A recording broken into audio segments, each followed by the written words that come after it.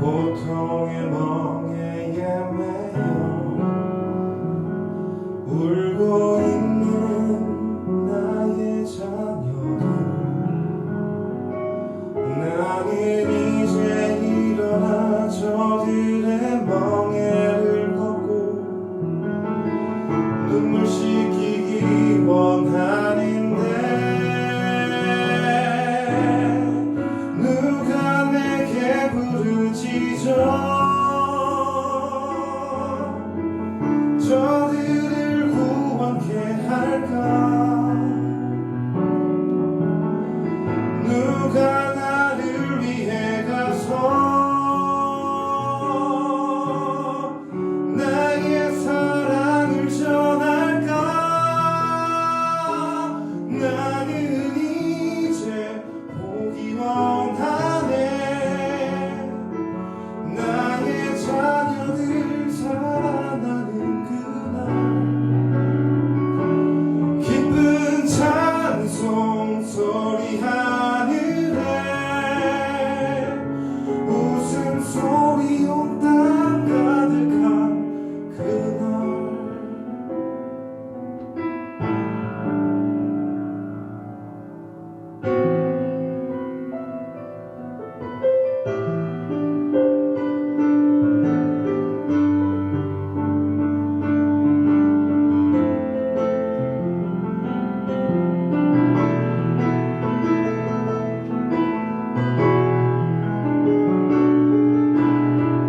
누가 내게 부르짖어 저들을 구원케 할까? 누가 나를 위해 가서 나의 사랑을 전할까? 나는 이제 보기 원하네. 나의 자녀들 살아나는 그날 기쁜 찬송 소리 하늘에 웃음소리 온 땅 가득한 그날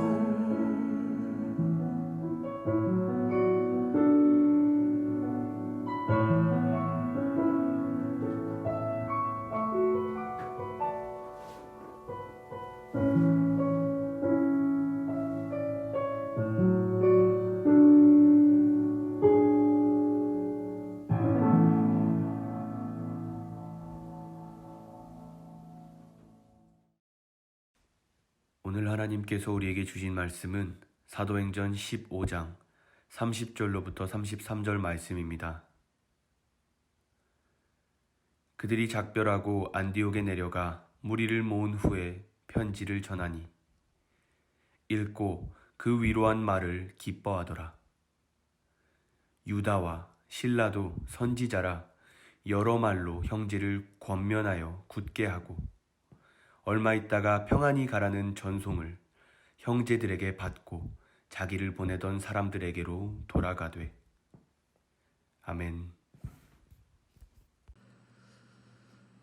우리의 긍정적 삶을 원하시는 하나님, 우리가 가난하고 병들고 가진 것이 없어도 불편하지 않고 범사에 감사하는 생활을 할 수 있게 인도하신 것 감사드립니다. 우리가 부하고 건강하고 많이 가지고 있으면서도 만족하지 못하는 불신앙에 빠지지 않게 하시고 넉넉하게 베풀게 하시며 섬기게 하옵소서. 항상 기뻐하며 쉬지 말고 기도하며 범사에 감사하기를 원합니다. 우리로 하여금 그리스도 예수 안에서 우리를 향하신 하나님의 거룩한 뜻을 이루어드리게 하옵소서. 우리의 영과 혼과 몸이 우리 주님 재림하실 그때까지 흠없게 하옵소서. 우리로 하여금 하늘 소망을 버리지 않게 하시고 믿음을 더 든든히 세워 흔들리지 않게 하옵소서. 예수님의 이름으로 기도하옵나이다. 아멘. 오늘 아침 예배하는 여러분 한 분 한 분에게 손 내미시고 붙잡아 주시는 예수님의 은혜와 평강이 함께 하시기를 축복합니다.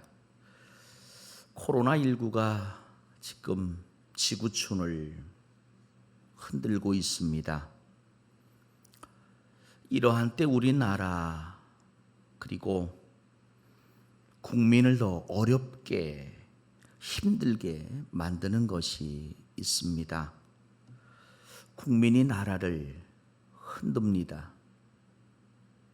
나라가 국민을 혼돈에 빠지게 하고 혼란스럽게 합니다.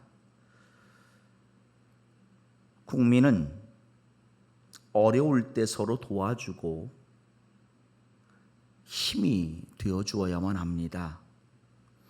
국가는 국민이 가고 있는 길, 가야 할 길을 선명하게 보여주어야만 합니다. 그런데 안타깝게도 오늘날 개인적 이기주의, 집단 이기주의에 빠진 사람들이 나라를 흔듭니다. 대통령을 흔들고 국정을 흔들어 놓고 있습니다. 결국 흔들다 보면 어느 틈엔가 근간도 흔들리게 될 것이고 무너지고 말 것입니다. 나라가 흔들린다는 것, 나라가 무너진다는 것은 결국 내가 흔들리고 내가 무너지는 것입니다. 대통령과 정부도 국민을 혼돈에 빠지게 하면 안 됩니다. 혼란스럽게 하면 안 됩니다. 편가르기를 해도 안 됩니다. 달콤한 말을 하고 찬성에 지지를 보낸다고 내 편이 아닙니다. 쓰디쓴 말을 하고 반대한다고 내 편이 아닌 것도 또한 아닙니다. 국민을 둘셋으로 나누면 안 됩니다. 그런 느낌도 갖게 해서는 안 됩니다. 그런 때일수록 오히려 둘이 하나 되고 셋이 하나 될 수 있도록 바른 정치에 힘써야 합니다. 정말 요즘 우리 삶의 자리 주위를 돌아보십시오. 너나 할 것 없이 힘들고 어렵습니다. 사람들 입에서 나오는 말과 행동을 한번 보십시오. 나는 어떤 말을 하고 있습니까? 원망과 불평, 모든 것을 남의 탓으로 돌리고 있지는 않은가? 비난하고 정죄하고 이기적 욕심으로 다툼과 분쟁을 일삼고 있지는 않은가? 돌아보아야 할 때입니다. 정말 나라가 힘들고 어려울 때 말 한마디, 행동 하나로 나라와 경제를 굳건하게 하고 가정, 더 나아가 교회를 굳건하게 하는 사람이기를 축복합니다. 베드로전서 5장 10절의 말씀을 보십시오. 모든 은혜의 하나님 곧 그리스도 안에서 너희를 부르사 자기의 영원한 영광에 들어가게 하시니가 잠깐 고난을 당한 너희를 친히 온전하게 하시며 굳건하게 하시며 강하게 하시며 터를 견고하게 하시리라. 자, 굳건하게 한다고 하는 말이 무슨 말이겠습니까? 어떤 박해 속에서도 흔들리지 않도록 견고하게 하는 것이에요. 우리가 믿음 생활을 하면서 분명하게 알아야 할 것이 있습니다. 하나님은 굳건하게 하시는 분이십니다. 잠깐 고난받는 우리를 굳건하게 하시고 강하게 해주십니다. 터를 견고하게 해주심을 믿으시기를 축복합니다. 그러므로 그리스도인들도 누군가를 굳건하게 해주는 사람이 되어야 할 것입니다. 히브리서 13장 9절에 여러 가지 다른 교훈에 끌리지 말라. 마음은 은혜로서 굳게 함이 아름답고 음식으로서 할 것이 아니니 음식으로 말미암아 행한 자는 유익을 얻지 못하였느니라 하였습니다. 흔드는 것, 똑똑하고 잘하는 것이 아닙니다. 오히려 굳건하게 하는 것, 그것이 잘한 것이고 아름다운 것입니다. 오늘 우리가 읽은 본문을 보십시오. 굳건하게 한다는 말이 나오고 있습니다. 32절 하반절에 보니까 유다와 실라도 선지자라 여러 말로 형제를 권면하여 굳게 하였다고 말하고 있습니다. 유다와 실라가 여러 말로 형제를 굳건하게 합니다. 유다와 실라가 누굽니까? 예루살렘 교회에서 안디옥 교회로 파송받은 사람들입니다. 예루살렘 교회의 소식을 안디옥 교회에 전해주기 위해 뽑힌 사람들입니다. 아시는 것처럼 안디옥 교회는 구원의 문제, 특별히 할례라고 하는 문제를 가지고 예루살렘 교회에 문의를 합니다. 예루살렘 교회는 그 답을 결정하고 안디옥 교회에 사람으로 인편의 편지를 보내 그 결정된 소식을 알려주었습니다. 그때 선택된 사람이 본문에 나오는 이 유다와 실라였습니다. 예루살렘 교회에서 결정했던 상황, 아마 그 당시의 정황까지도 자세하게 안디옥 교회 교인들에게 말해 주었을 것 같습니다. 안디옥에 도착한 유다와 실라는 여러 말로 형제를 권면하고 또한 굳건하게 하였습니다. 오늘날 굳건하게 하는 사람이 필요합니다. 그리스도인의 가장 큰 사명은 전도입니다. 그런데 이 전도라고 하는 건 예수님을 믿게 하고 그로 하여금 구원받게 했다고 다 된 것이 아닙니다. 그러한 사람들이 모여 교회 공동체를 이루었다고 끝나는 것이 아닙니다. 그들이 믿음으로 굳건하게 설 수 있게 해야만 합니다. 전도의 끝은 성도가 굳건하게 세워지는 것입니다. 그래야 교회가 굳게 설 수 있기 때문입니다. 안디옥 교회는요, 어떤 교회였습니까? 최초로 그리스도인이라고 하는 말을 들을 정도로 신앙생활을 잘했던 교회입니다. 사도행전 11장 24절로 26절의 말씀을 보십시오. 바나바는 착한 사람이요 성령과 믿음이 충만한 사람이라 이에 큰 무리가 죽게 더하여지더라. 바나바가 사울을 찾으러 다소에 가서 만남에 안디옥에 데리고 와서 둘이 교회에 1년간 모여있어 큰 무리를 가르쳤고 제자들이 안디옥에서 비로소 그리스도인이라 일컬음을 받게 되었더라. 바울과 바나바를 또한 선교사로 파송한 교회가 안디옥 교회입니다. 사도행전 13장 2절로 4절 상반절의 말씀을 보십시오.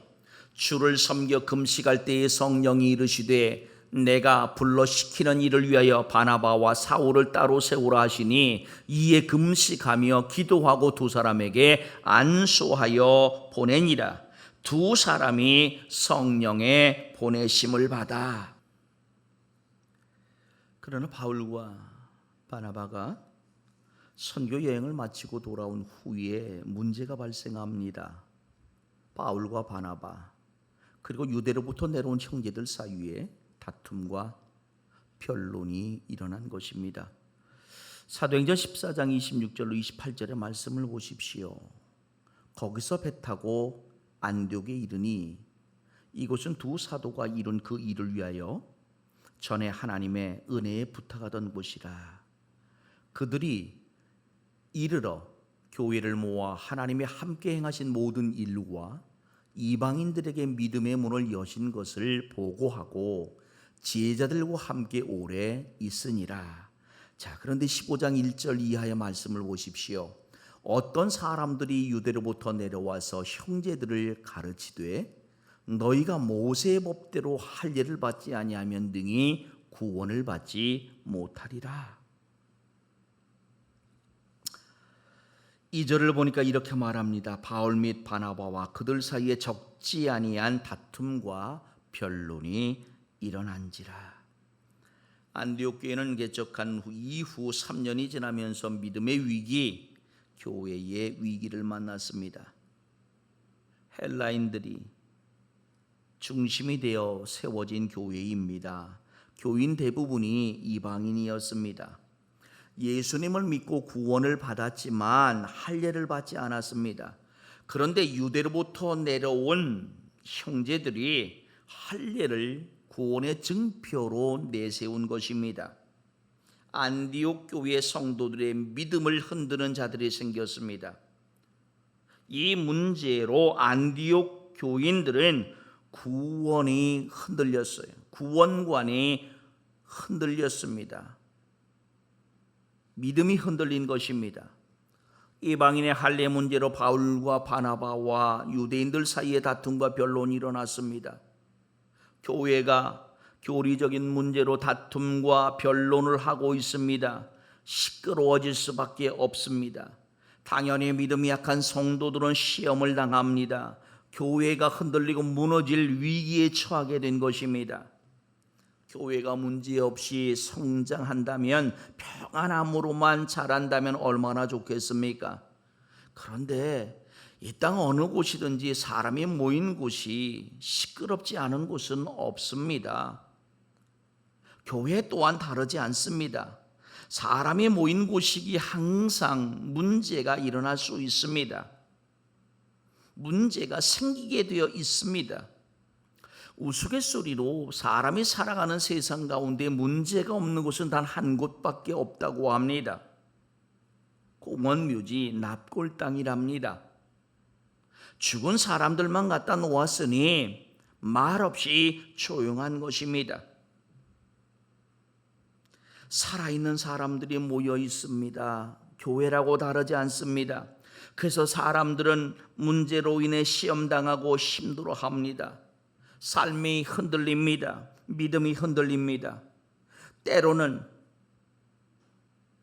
가정이 흔들리고 교회가 흔들리고 나라가 흔들리기조차 합니다. 이런 때 흔들리는 그것 더 흔든다면, 이럴 때 다툼과 분쟁, 투쟁과 파업만 있다면, 앞서 말했듯이 그리스도인들은 흔드는 사람이 아니라 굳건하게 해주는 사람입니다. 오늘 예배하는 여러분이 그런 사람이기를 축복합니다. 넘어지게 하는 사람이 아니라 세워주는 사람이기를 축복합니다. 데살로니가후서 3장 3절의 말씀을 보십시오. 주는 및 부산 너희를 굳건하게 하시고 악한 자에게서 지키시리라 했습니다. 자, 밉부사라고 하는 말이 무엇입니까? 믿을 만한, 신실한, 신뢰하는, 신임하는, 믿는다는 뜻입니다. 또한 굳건하다는 말은 지지하다, 고정시키다, 강하게 하다고 하는 뜻입니다. 이 3장 3절의 말씀을 직역하면 이렇습니다. 그러나 주께서는 신실하시다. 그분은 너희를 굳게 하실 것이다. 그리고 그분께서는 악한 자로부터 지키실 것이다. 그러므로 여러분, 그리스도인들은 세상을 향해서 담대하게 나아가야 합니다. 악한 자의 대적에 담대하게 맞서야 합니다. 더불어 굳건하게 해주는 사람이어야 합니다. 어떻게 하는 것, 사람을 굳건하게 해주는 것이겠습니까? 특별히 넘어진 사람, 낙심하고 낙담한 사람, 힘들어하는 사람에게 있어서 오늘 다시 31절과 32절의 말씀을 살펴보겠습니다. 읽고 그 위로한 말을 기뻐하더라. 유다와 실라도 선지자라. 여러 말로 형제를 권면하여 굳게 하더라고 말합니다. 위로와 권면이라고 하는 말을 보십시오. 사람을 굳건하게 하기 위해서는 위로와 권면이 필요합니다. 잘못을 지적하고 책망하고 징계함도 있어야 합니다. 그러나 그렇게 한다고 사람이 굳건하게 세워지지 않습니다. 위로라고 하는 단어의 원뜻은 격려, 권면, 호소, 간청, 위안의 뜻을 가지고 있습니다. 사전적 의미를 보니 이렇습니다. 남의 괴로움이나 슬픔을 달래주려고 따뜻한 말이나 행동을 베푸는 것이라고 되어 있습니다. 권면의 뜻은 이러합니다. 소환하다, 초청하다, 격려하다, 간구하다, 이런 뜻입니다. 남이 알아듣도록 타일러서 어떤 일에 힘쓰게 하는 것입니다. 안디옥 교인들이 예루살렘에서 들려온 그 위로의 말에 기뻐합니다. 지금 안디옥 교인들은 할례 문제로, 다툼과 분쟁의 문제로 시험당했습니다. 마음이 얼마나 힘들고 괴로웠을까요? 의욕과 열정을 다 잃어버리고 넘어지고 주저앉아 있었을 것 같습니다. 무슨 신앙생활에 기쁨이 있었겠습니까? 그런데 예루살렘 교회가 보낸 편지가 그들에게 기쁨이 되었어요. 위로의 말이 기쁨이 된 것이에요. 유다와 실라의 권면으로 안디옥 교회가 다시 일어설 수 있게 되었어요. 사명 감당하는 교회가 되었습니다. 본문 속에 등장하는 굳건하게, 위로, 권면, 이 단어들을 마음에 품는 여러분이기를 축복합니다. 한 주간 이 단어를 마음에 품고 살아가시기를 축복합니다.